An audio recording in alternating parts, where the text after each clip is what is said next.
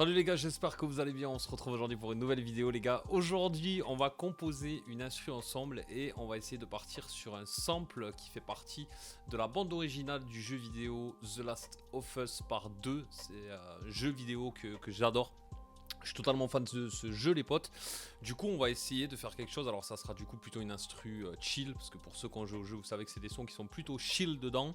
Donc je vais vous présenter le sample et après on va voir. On va vraiment partir de zéro, on va voir ce qu'on peut faire avec ce sample, essayer de voir ce qu'on peut sortir comme mélodie. Et on est parti les potes. Bon les potes, nous voilà sur un site où il y a les musiques de jeux vidéo. Donc j'ai décidé de prendre celui-là. Donc on va revenir en arrière que vous voyez. Vous voyez il y a toute la bande originale de ce son. Et du coup nous je crois que c'est celui-là. Si je vous dis pas de bêtises. Et on va essayer de faire un... Non, c'est celui-là, pardon. On va essayer de faire quelque chose avec. Voilà le sample qu'on va utiliser. Alors, on va voir. Je vais voir ce que je vais découper, on va voir. Mais celui-là, il me paraît cool.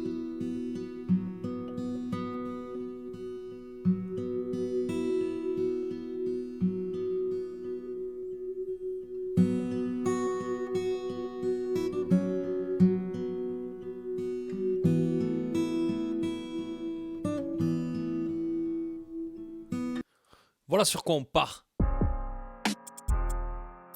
On se retrouve sur FL Studio du coup les potes et on va aller chercher ce sample. Alors j'ai un petit plugin, c'est un plugin payant mais toi-même tu sais tout est trouvable sur internet qui va te permettre en fait de trouver le BPM et la gamme des samples que tu mets dedans. Donc il s'appelle Serato Sample. Donc nous en fait ce qu'on va faire tout simplement c'est prendre notre fichier audio et le basculer là. Tu vas voir qu'il analyse et du coup il te sort la gamme et il te sort le BPM. Et du coup le BPM il est de 86 à peu près, donc on s'est mis à 86 ici, même si on est plus proche des 87 quand même. Et nous on va aller chercher le passage qui nous intéresse, donc je crois que c'est par là. C'est un peu avant. Donc voilà, on retrouve notre sample et il est là.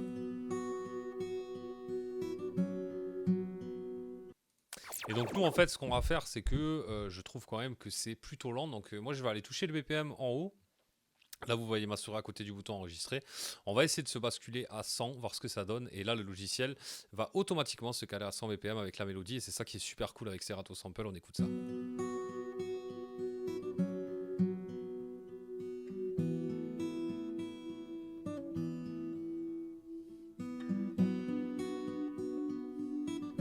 Et donc ensuite, la seconde chose qui est hyper intéressant avec ce petit plugin, c'est que si j'appuie sur Find Sample, eh bien, il va aller me chercher plein de samples en fait, tu vois, plein de samples où il peut démarrer. Donc par exemple la lettre Z, hop, ça démarre là. Alors celui-là, moi, il m'intéresse pas, donc je vais le décaler ici. Et du coup, quand je vais appuyer sur Z, ça va me démarrer le sample. Et ça, c'est quand même hyper agréable. Donc là, on va juste peut-être un petit peu l'avancer. Et là, on est pas mal les mecs. Je crois qu'on est sur... on va d'abord tester sur cette longueur de mesure. On va voir ça.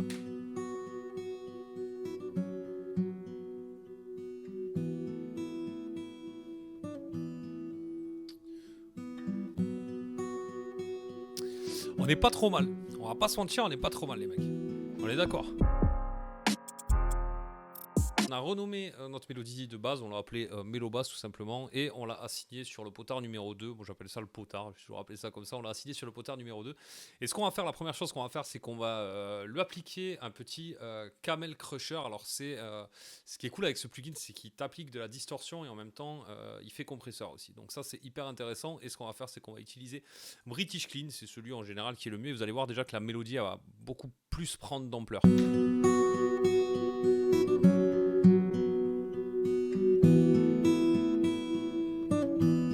Ce qu'on va faire, c'est que je vais lui ajouter un autre plugin, ça s'appelle Pro Q3.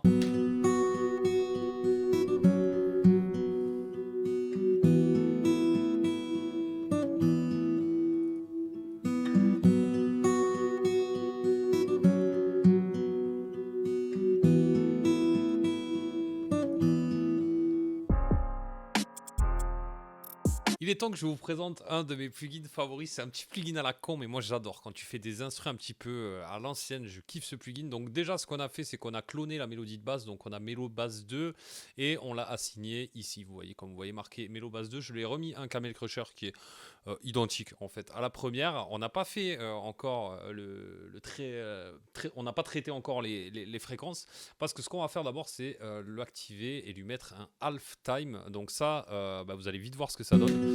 On a la mélodie de base et voilà ce que ça donne.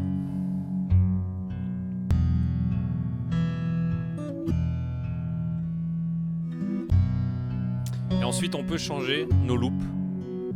Et celui-là il est pas mal.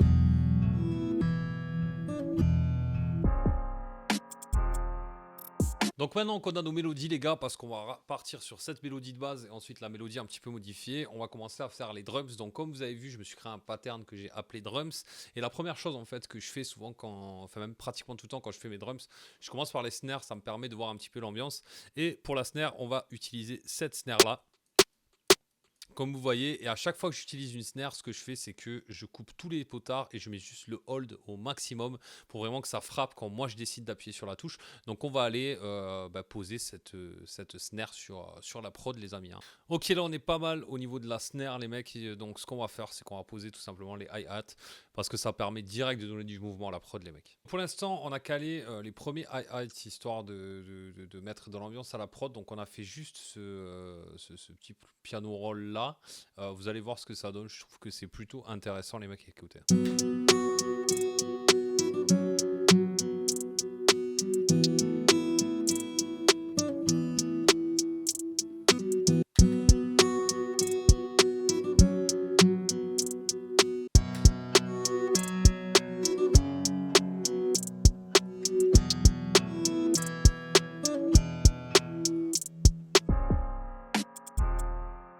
Maintenant les potes, une des parties que je préfère quand on crée des prods, c'est la mise en place du 808. Pour le 808, on a été chercher dans un pack de Isosbeat qui s'appelle Univers. Il a de très très bonnes 808 à l'intérieur. Et on a utilisé celle-ci.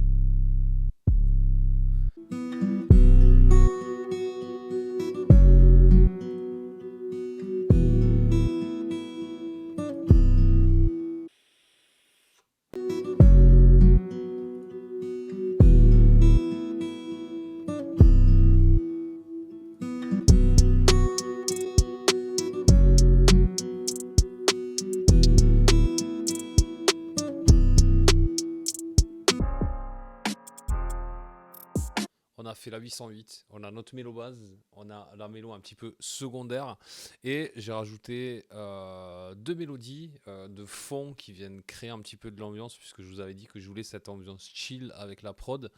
La première, c'est le plugin Triton que j'ai utilisé de chez Korg et j'ai exactement utilisé l'instrument Crimson 5 que vous entendez là. Et du coup, pour ambiancer, je trouve ça hyper cool. Et le second, c'est un plugin de chez Omnisphere. Omnisphere qui est un de mes plugins favoris, vraiment. C'est un de mes plugins favoris. Et là, on a rajouté ça. Pareil, c'est un petit peu pour envoyer des ambiances. Donc, je vais vous faire écouter les deux ensemble et vous allez voir que ça le fait grave. Donc, pour l'instant, on va juste mettre les deux mélodies de fond et vous allez voir que ça le fait grave, les mecs.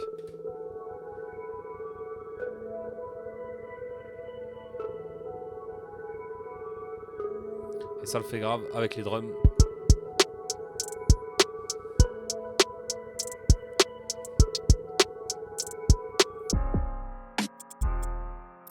Donc quand je suis à ce niveau-là de composition, en général, ce que je fais les potes, c'est que je rajoute un petit peu de l'ambiance à mes drums. En fait, c'est des petits trucs qui vont être des percs, des crashs, des choses comme ça en fait, mais qui s'entendent vraiment très bas au niveau du drums parce qu'il faut pas non plus forcer et mettre des trucs dans tous les sens dans le drums. Et là je trouve que ça m'a envoyé de la dynamique. Au final j'ai trouvé des trucs, je les ai même pas encore travaillé avec des échos ou quoi que ce soit, mais je trouve que ça sonne bien. Donc ce que j'ai rajouté c'est ces deux choses, donc un crash c'est celui-là.